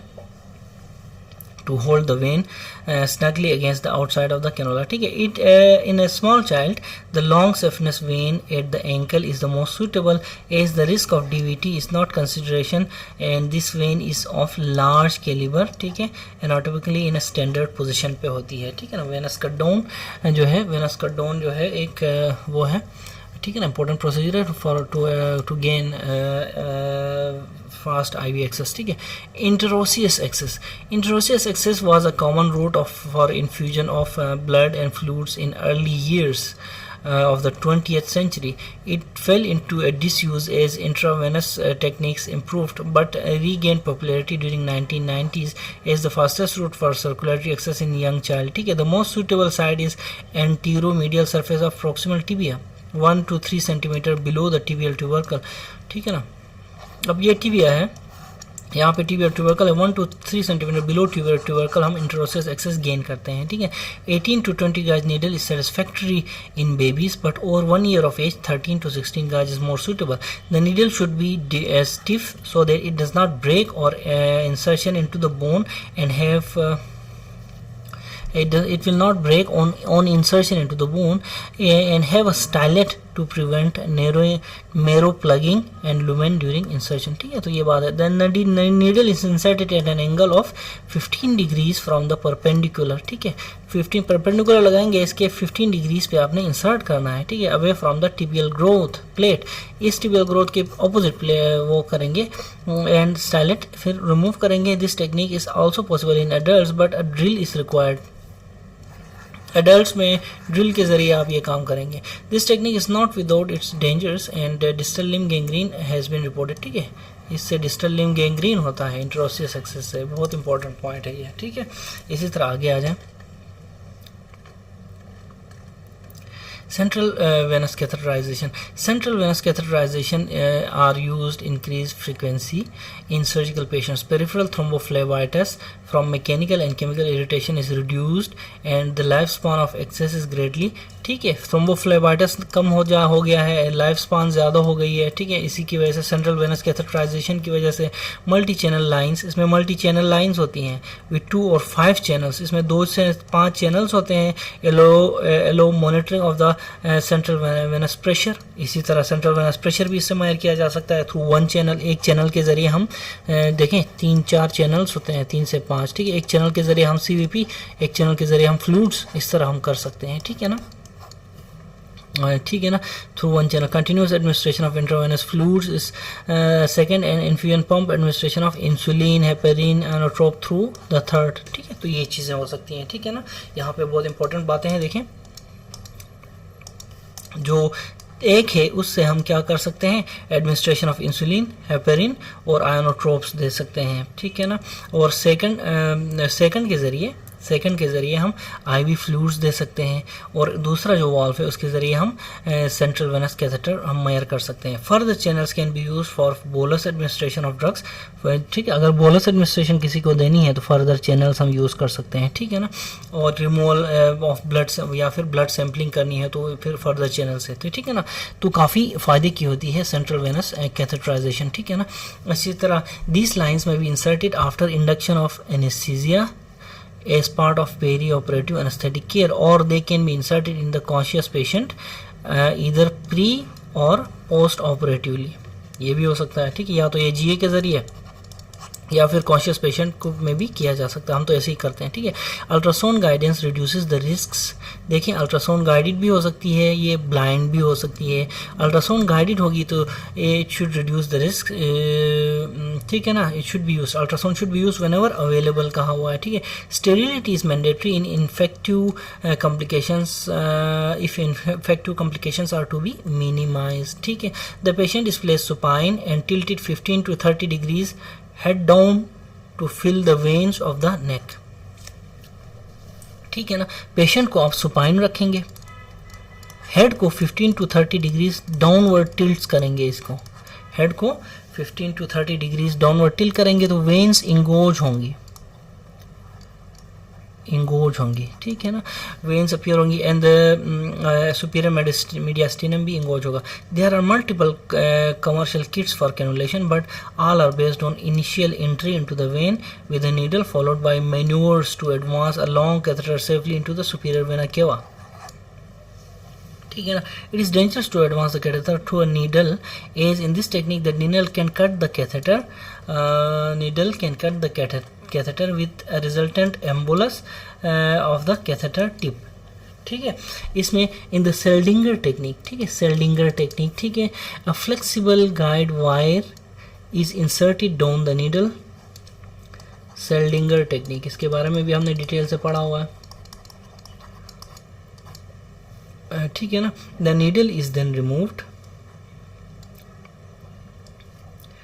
And a long catheter advanced over the wire, ठीक है, long catheter advanced over the wire which is finally removed.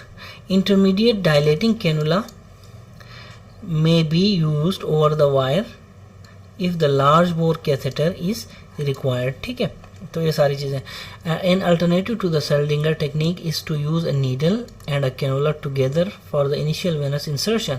The needle is withdrawn and a long catheter can be threaded safely through the cannula.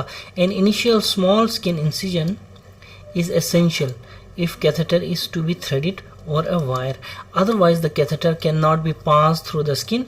In this conscious patient, a bleb of local anesthetic is infiltrated in the skin, followed by deeper infiltration onto the vein, ठीक है। तो ये बहुत important point बता रहा हूँ आपको, ठीक है, ठीक है। इसी तरह जो सेंट्रल लाइन्स हैं, this are not without complications. Insertion can be associated with pneumothorax हो सकता है ओकेजनली, और मेजर हिमरेज हो सकती है, ठीक है। द टिप में भी advance too far and cause arrhythmias हो सकते हैं इसमें, और may turn up into the jugular vein में जा सकता है ये, ठीक है, from a subclavian vein insertion, ठीक है। सबक्लेवियन वेन इंसर्शन से जुगुलर वेन में जा सकता है। And X-ray immediately after insertion is therefore essential. एक एक्सरे कराएंगे आप, ठीक है ना। Infection of a central line commonly presents with septicaemia, ठीक है ना। But thrombophlebitis and occlusion can also occur. Thrombophlebitis हो सकता है, ओक्लूजन हो सकती है उसकी, ठीक है ना। Full sterile precautions of for insertion are therefore mandatory. Full sterile precautions are mandatory in infected line. If infected line जो है must be removed and important access is lost,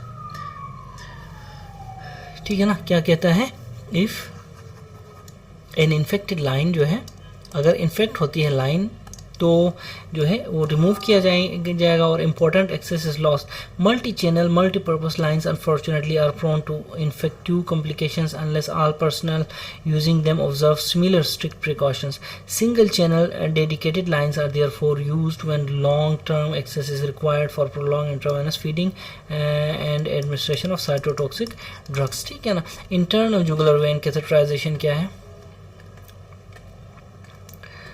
ठीक है ना। तो यहाँ पे देखिए अब हमारे पास है internal jugular vein catheterisation. Internal jugular vein cannulation is favoured by anaesthetist, ठीक है, but the position of cannula is awkward for the conscious patient, ठीक है ना। The head is turned to the opposite side, the surface marking of the vein is from ear lobule to the medial end of the clavicle, ठीक है ना। Ear lobule से medial end of the clavicle तक इसकी surface marking है इस जगह से, ठीक है ना। The vein is overlapped by sternocleidomastoid, किसकी, इंटरनल जुगुलर वेन, ठीक है ना। But is often palpable in the lower 1/3 or where it lies between sternal and clavicular heads of the muscle, ठीक है। lower 1/3 में ये lower 1/3 यहाँ से ऊपर नहीं, lower 1/3 में internal jugular vein is क्या है, ये palpable होती है, ठीक है ना। carotid artery lies posterior-medial to the vein, posterior-medial carotid artery अंदर होगी और पोस्टीरियरली होगी, ठीक है ना। वेन कहाँ होगी, ईयर लोब्यूल से लेके मीडियल जो क्लेविकल है यहाँ तक, ठीक है। ईयर लोब्यूल, मीडियल क्लेविकल, और लोअर 1/3 में ये पैल्पेबल होगी। इसके पोस्टीरियर मीडियली कौन सी होगी, इंटरनल कैरोटिड आर्टरी, ठीक है ना। तो जब भी ईयर लोब्यूल से लेके मीडियल क्लेविकल, ठीक है, इस जगह में आपने पल्पेट करना है, ठीक है। The fingers of the left hand retract the carotid artery medially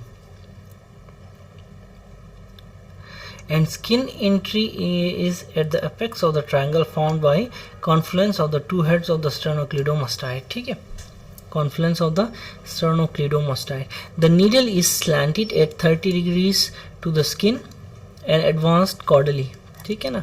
30 degrees to the skin करेंगे, advanced caudally करेंगे। resistance is felt then lost at first, deep fascia is encountered followed by the vein wall। इसमें deep fascia की वजह से resistance felt होती है, then resistance is lost during insertion, ठीक है। तो ये आपने देखना है, ठीक है। तो ये internal jugular canalization anesthetist, ये is favored by anesthetist, ठीक है। रोक के आप पढ़ सकते हैं, बहुत इंपॉर्टेंट है, ठीक है। अच्छा, इसी तरह subclavian vein canalization। subclavian vein canalization is the cannulation is the most satisfactory long term central venous access, most satisfactory होती है as compare to internal jugular vein, ठीक है ना। इसी तरह the vein runs horizontally behind the clavicle, ठीक है, horizontally behind the clavicle. अगर ये क्लेविकल है, इसके बिहाइंड हॉरिजेंटली ये रन कर रही होती है, ठीक है ना। इसी तरह to join internal jugular vein, ठीक है ना, behind the sternoclavicular joint. Sternoclavicular, ये स्टर्नम है ना, इसके पीछे ये वेन आती है, आके इंटरनल जुगुलर वेन को ज्वाइन करती है, ठीक है ना। It is closely related to the subclavian artery, subclavian artery की भी इसके आसपास ही होती है, कहता है, ठीक है। और and the dome of the pleura and underlying lung apex, साथ साथ में प्लूरा का डोम और लंग का अपेक्स भी इसके आसपास ही होते हैं। दीज स्ट्रक्चर्स में be injured during insertion of subclavian line, ठीक है ना। तो ये चीज़ें कौन कौन सी, सबक्लेवियन आर्टरी, प्लूरा का टॉप और लंग का जो डोम है, ठीक है ना, राइट लंग का, ठीक है, किसी भी लंग का, किसी भी साइड के लंग का, ठीक है, ठीक है। अ sand bag is placed under the upper thoracic spine so that the shoulders fall back, the arm is retracted downwards to depress the shoulder girdle and head is turned to the opposite side. Sir को आप उस तरफ घुमाएंगे, हाथ को नीचे लाएंगे और नीचे बैग रखेंगे, ठीक है। The needle is inserted 1 centimeter below the junction of middle and outer thirds of the clavicle. Needle is inserted 1 centimeter below, ठीक है ना, 1 centimeter below the middle and outer thirds of the clavicle and is angled so that it passes deep to the clavicle in the direction of, ये clavicle के deep जाएगी in the direction of ipsilateral sternoclavicular joint. तो sternoclavicular joint की तरफ आपने यहाँ से mid of the clavicle से लेटरल क्लेविकल, मिडल क्लेविकल, इसके जंक्शन से पियर्स करना है, पियर्स करके आपने स्टर्नोक्लेविकुलर जॉइंट की तरफ जाना है। Insertion on the right side is more natural procedure for a right handed surgeon. याद रखें, अगर आप राइट हैंडेड हैं तो राइट साइड पे करेंगे, लेफ्ट हैंडेड हैं तो लेफ्ट साइड पे करेंगे, ठीक है ना।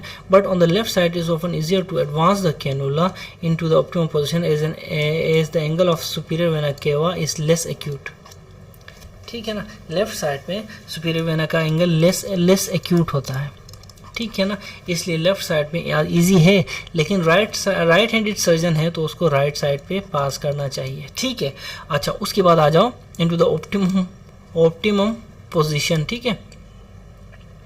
ठीक है, उसके बाद when long term cannulation is required the subcutaneous tunnel length of the line subcutaneous tunnel length of the line as illustrated in figure 12.5 will reduce infective complications, ठीक है ना। तो ये फिगर 12.8 पेज 205 पे हमने ये देखा हुआ है पहले, ठीक है ना। पेरिफेरली इंसर्टेड सेंट्रल कैथेटर क्या होता है? Peripherally inserted central catheter are long catheters होते हैं, ये inserted in peripheral vein and advance through the central veins. Although these fine catheters are unsuitable for central venous pressure monitoring, they provide good long term central venous access, ठीक है। जो central pressure monitoring के लिए ये खास नहीं होते, लेकिन एक्सेस जो है वेनस एक्सेस ये लॉन्ग टर्म होता है इनसे। तो अब हम देखते हैं पेज फिगर 12.5 पेज 205 को, ठीक है।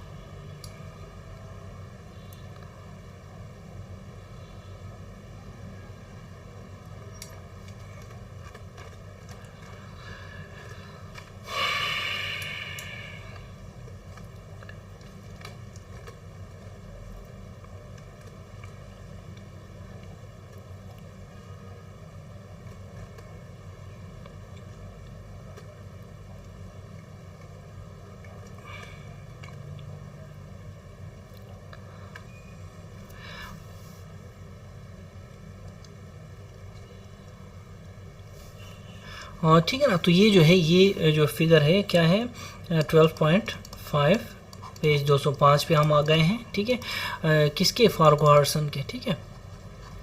फार्कोहार्सन्स, ठीक है ना। देखें इसमें, ये देखें, ये medial end of clavicle, lateral and of the clavicle, ठीक है। Medial end of the clavicle, lateral and of the clavicle. देखें यहाँ पे हमने क्या किया है, लॉन्ग टर्म लाइन हमने पुट की है विद सबक्यूटेनियस टनल। ये देखें यहाँ पे हमने सबक्यूटेनियस टनलिंग की है, यहाँ पे ये जाके अंदर जाके सुपीरियर वेना केवा में जा रही है, ठीक है ना। हैज़ लेस इन्फेक्टिव कॉम्प्लिकेशंस, याद रखें, ठीक है, क्योंकि ये बिल्कुल दूर से जा रही है ना, ठीक है। A is the point from which the line is inserted. कौन सा पॉइंट? ए, ठीक है ना। A is the point from which A line is inserted into subclavian vein, ठीक है ना। B is the exit point of the line through the skin. जो B है, B वो है, वो एग्जिट पॉइंट है, ठीक है ना। B is the exit point है after additional subcutaneous tunnelling has been created, ठीक है ना। अच्छा, C there is a Dacron cuff on the portion of the line lying in the subcutaneous plane. A reaction around this firmly tethers the line in place, ठीक है ना। When line is removed, a small incision must be made at the point to release the cuff, ठीक है ना, सी पे, ठीक है। इस कफ को रिलीज करने के लिए छोटा सा इंसिजन देंगे, ठीक है। तो ये जो है, ये क्या है, ये है हमारी PICC, ठीक है ना। तो ये हमारी क्या है, PICC। ये जो है चैप्टर जो है, कौन सा चैप्टर है ये भी हम आपको बाद में बताएंगे, ठीक है ना। ये चैप्टर है surgical special considerations in abdominal and gastrointestinal surgery, ठीक है।